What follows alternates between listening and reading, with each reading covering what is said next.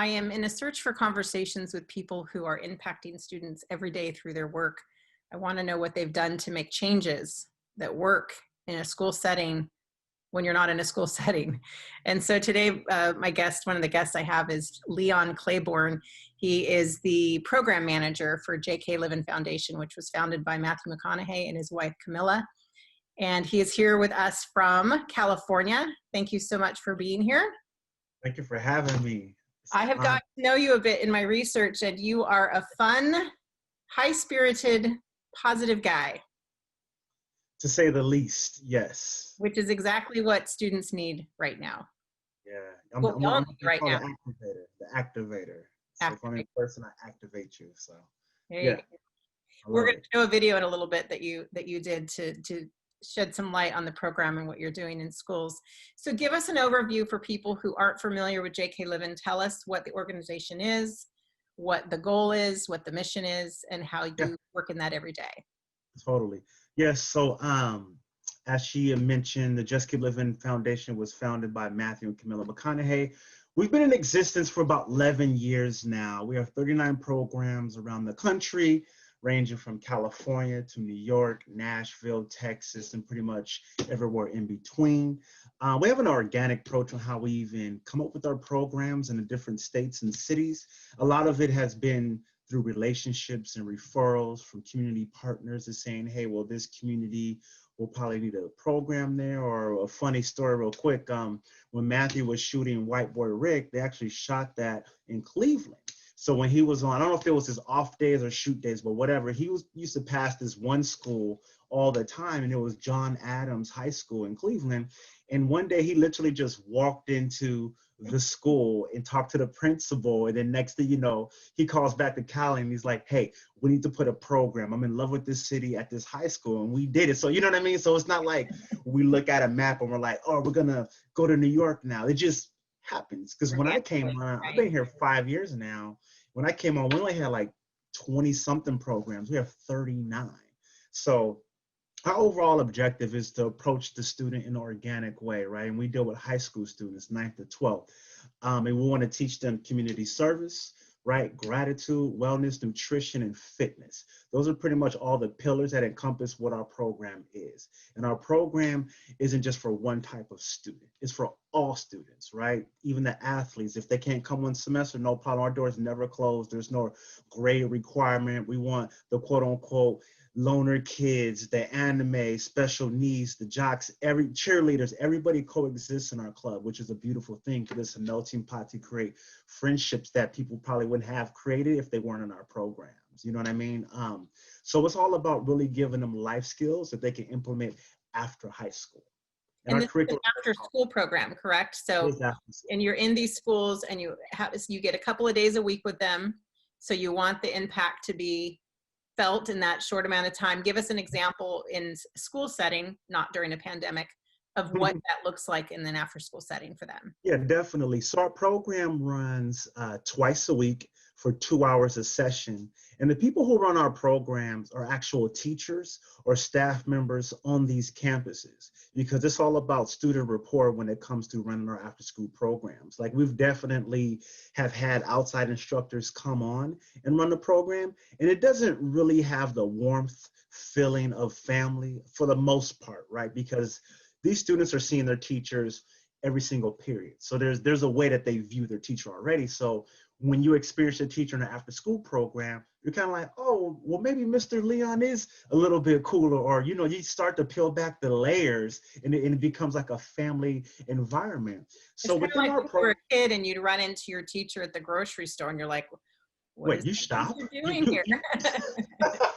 It's the same, yeah, and we call them our boots on the ground. If it wasn't for our teachers, there would be none of our programs. I mean, listen, we have an amazing curriculum that we created with Scholastics many moons ago, and you can run our program page by page if you wanted to, but each city and each school has a unique vibe to it. So we allow room for creativity and have the youth voices be heard, you know, because they're doing community service locally and on their school grounds. You know, they're writing letters to the nurse of your home. They're running 5K, 10K races. You know, they're trying foods that they've never heard of or seen. You know, we having kids who are trying dragon fruit, kale, or just like different substitutes when it comes to making like sweet things, you know. And, you know, we provide them with recipes every month in our curriculum and exercises. So it's very turnkey.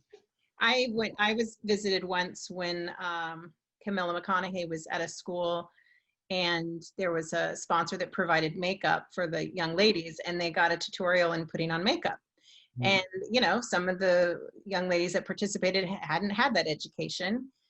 And I thought that was a really interesting thing, that these women needed that. And it was brought to them, and in no other circumstance would that happen in a school setting without your organization providing it. Well, that's what I really like about the organization when I first came on board, was our guest speaker element of it, right? Because we have professional makeup artists come. We've had the sport athletes, the local organizer, you know, the activist, the dancer come and show the passion that they have for their career. And what that does, it amplifies our students to start asking questions or being real curious about a particular job field they never even heard about or didn't know existed. You know what I mean? So it's like bringing in the director in to let them know, like, there's a lot of things that go into shooting this commercial, or the professional athlete saying, listen, I deal with a trainer, a nutritionist, all these other things that you don't see as glamorous are part of the equation. And then those could become potential career paths for our students, and sometimes internships that have came out of these. You know what I mean? So I love that, because each program, we require each program to have a guest speaker each month, which is awesome, because then you get to see so many different type of people. Well, let's take a break. When we come back, I want to play the video you were talking about that is just an overview of the current state of the J.K. Livin Foundation and the work you're doing with the students. Let's take a break. We're talking with Leon Clayborn. He is the program manager for J.K. Livin Foundation, founded by Matthew and Camila McConaughey. We'll be back in just a moment.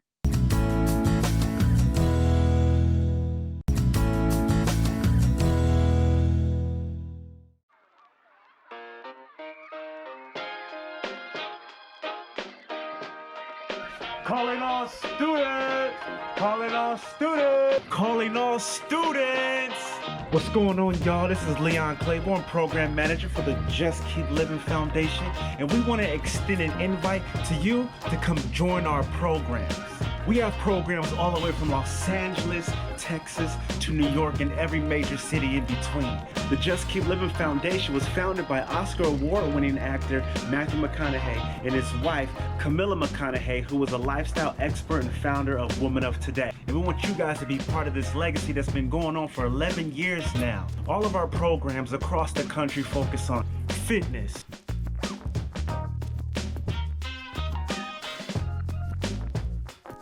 community service,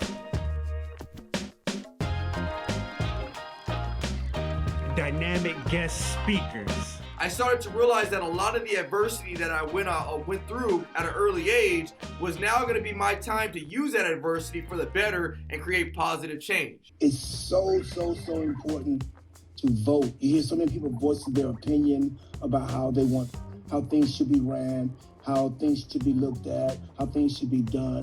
But you can't talk about it unless you be about it. Gratitude. Look at your life and what's going on. What are you doing that is leading to more of your own joy or happiness? What are you doing that's leading to more success? Hi, I'm Sheridan, and I'm grateful for my mom because I think it was a year ago, my mom and my dad got a divorce, and even though I don't talk to my dad anymore, after everything, she's always been my main supporter and always has pushed me to do everything that I've been doing today. So. And nutrition.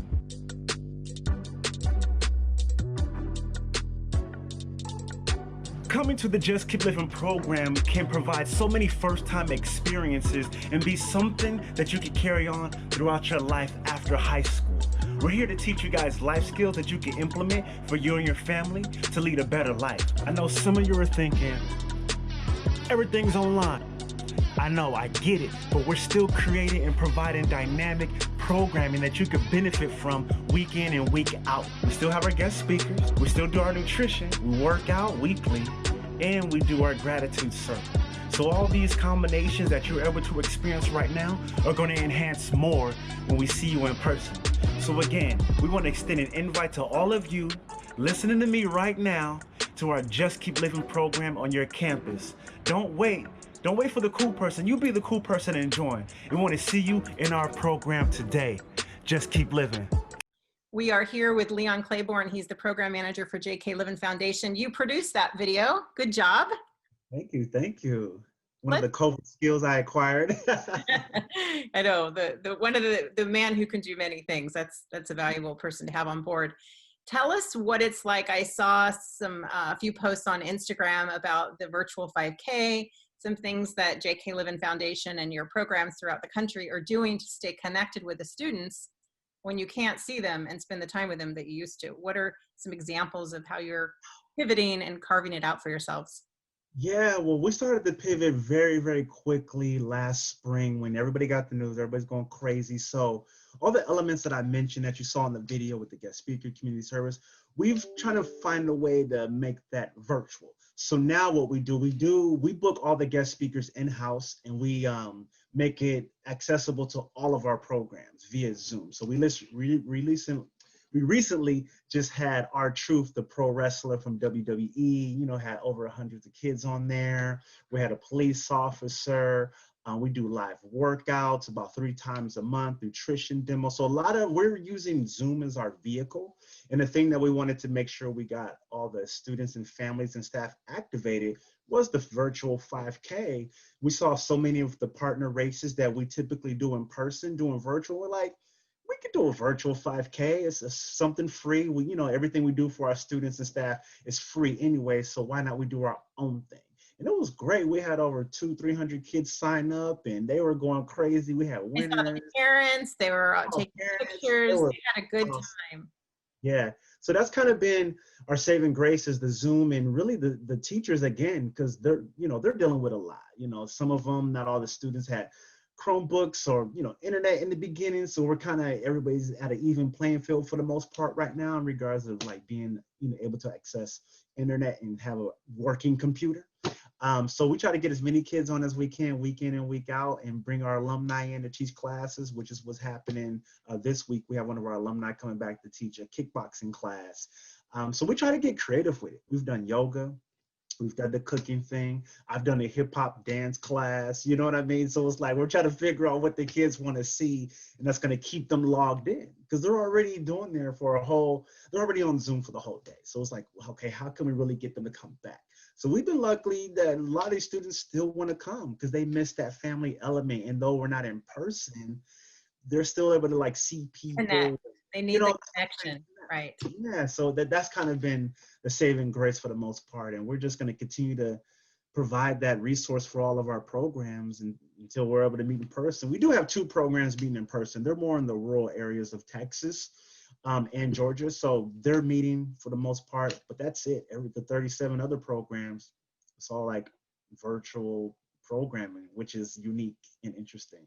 But we're making the best out of it, and our kids are showing out. We're doing our gratitude circle, which is always a meaningful thing. Even online, you still feel the warmth because that's our moment of pausing. That's our moment of coming to a closure at the end of our sessions and, making sure everybody has their voice. So it's been a journey, but we're being creative and we're pivoting. We're going to continue to pivot with the world and continue to provide awesome programming for our staff and students. Well, I'm excited to have had you on the show and to get to meet you in person, sort of. This is our new way of meeting in person. But thank you for the work you do, and I'll keep following your story and keep following you on Instagram and feel inspired by you and knowing that you're doing the same for the students. And thanks for carving out some time for me today. Well, thank you for having me. It was a pleasure. Keep up the good work. Thank you so much. Take care.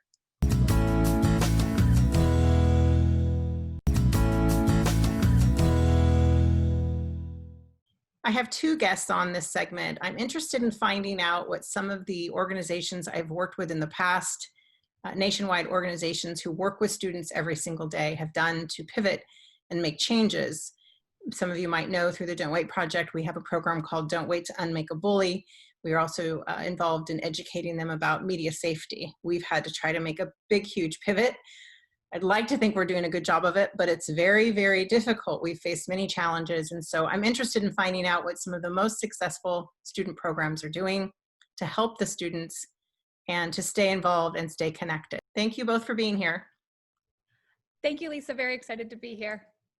Let's start with Amy. Yeah, thanks both of you. Amy, let's start with you. You are the CEO and you hadn't been in this role for very long when this started. So what you thought you were signing up for changed quite a bit compared to what you ended up, the work you're doing now. Tell us a bit about that. It definitely was quite a surprise taking it over in January, and about 6 to 8 weeks later, having many schools across the country closed down. I will say that I am very fortunate to lead a really incredible team of coordinators across the country and a program team, also stationed around the country, that allowed us to pivot really quickly to digital. We started, just looking really quickly at how we could use our online resources. And luckily, with coordinators like Kathy on the ground, we were able to be sure that we could speak really quickly with our schools and get onto the same platforms that they were using so that we could make our resources available to our students as quickly as possible. I will share that our coordinators did such an incredible job that we actually were ahead of some of our schools at being able to prepare these resources, both synchronous and asynchronous learning experiences for them. Well, Kathy, you are a program coordinator. So tell us, you're someone who's with the students, and tell us what a typical day was like, perhaps, and what a typical day is like now. Yeah, absolutely. So I'm a coordinator based in Houston, Texas, and I had a main site that I was at, and my typical day in the school was being able to see them in person and do these super cool and fun activities that HealthCorps has planned for all of our students. A lot of hands-on interactive activities. And so we did that throughout the majority of the week, all health and wellness based, in order for them to learn and to also just get creative with the content that we would present. And so, yes, now that things shifted a bit, we've had to change that. But just like Amy said, we were able to move quickly, and all of those activities that we would do, we found a way to make it virtual for them, whether it was me recording videos or creating interactive worksheets, stuff like that, where they're still able to participate and still able to learn, except now through the computer without us having to physically be there. So we shifted to the digital age, and that's exactly what we've been doing with our students, whether it's Zoom calls like this and doing the activities that way without touching each other and being in each other's space. And we still try to make it just as fun, and the students really enjoy it. Yeah, Lisa, I'll share that, Kathy is one of our incredible coordinators. She actually has been very instrumental in helping us turn our lessons digitally, given that she's of the digital age, much more than I am. But, I think one of the incredible things that she and her team did was they really looked at, well, what is the important pieces of this curriculum that we've been doing for 17 years that's research back, that shows the positive behavior changes that we're able to make? And how do we distill this down into content that's absorbable, right? Because when you're looking at a Zoom, it's not the same as being in a classroom for 45 minutes. I was a teacher, so, right, that interaction is very different, but Kathy and the team really were able to say, how do we make this 15 minutes interesting, right? Whether it's over the head camera shots that she does, whether it's right at you, and then, thinking about the student experience, what are they doing along with us? What is the output that we're asking of them? And how do we lead them through that process? Recognizing that, again, we're not face-to-face, but still providing that incredible, curriculum, and they've just done a really incredible job of switching the way that they present it. So in an overview of HealthCorps, for people who aren't familiar, your program coordinators are on the ground in the schools throughout the week. It's not a one day a week or something like that. You're part of the culture in the school.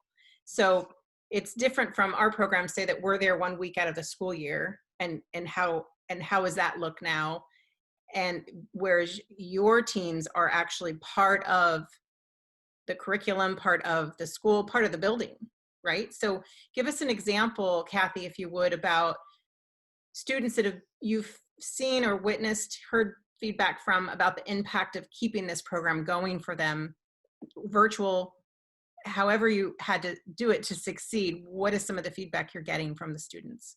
Yeah, definitely. HealthCorps is that component that's in the schools that students aren't going to get in any of their other classes. It's kind of an opportunity for them to Yes, it's like it's their math, their reading, it's all essential, but it's also essential for them to focus on their mental health and the wellness of their bodies. And that's not something that they're learning in their other components. And so we serve as that for them. And we also make it fun and interactive by, whenever I say fun and interactive, so for example, in class, we might, with stress, we make stress balls, whether it's with balloons, funnels, rice, flour, whatever it is that we have, which is not something that they're going to do in their typical day in class. So they enjoy being able to do that with us. And so it's essential that they still have that little time and that little space to kind of step away, debrief from their day, talk about their mental health, and participate in some activities aside from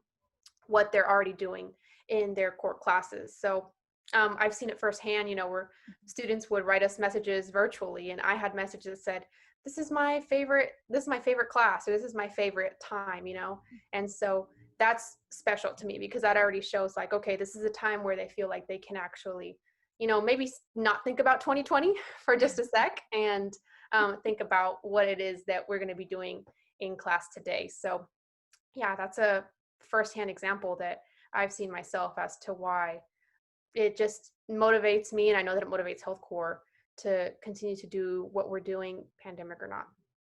Pandemic or not, in these times. Yeah. Well, I appreciate both of you. I just wanted to bring your work to the audience to let them know that the students out there that are participating in HealthCorps are being looked after. You're in several schools throughout the country. How can a school, Amy, that's watching this, get involved in your program? Yeah, absolutely. There's plenty of ways. And now that it's, we're in Zoom, it's actually schools and families. So we actually have on our website, www.healthcorps.org, we have access to a lot of our program resources that both parents and teachers can do across the country, whether they get a HealthCorps coordinator or not in their classroom. You can also sign up for our newsletters, where we're constantly sharing the resources that we're creating for the pandemic and for regular classroom instruction as well. And then you can follow us online. We actually, as part of our kind of response to the pandemic, have created a teen-specific health Instagram account, and that's at Teen Health Vibe. And that's really where we're speaking directly to teens across the country, helping them with the resources that Kathy mentioned, giving them some brain breaks throughout the day, helping them focus on routines, get their mental health in order, and as a top priority for them. Well, thank you both so much for being here. I love that you can be in LA, Amy, and you're in Houston, Kathy, and I'm in Wenatchee, Washington. Don't expect you to have to pronounce it. To get to have this conversation. So thank you, and thank you to Karen for helping put this together for us. I wish you guys the best and continued good work. Thank you, Lisa.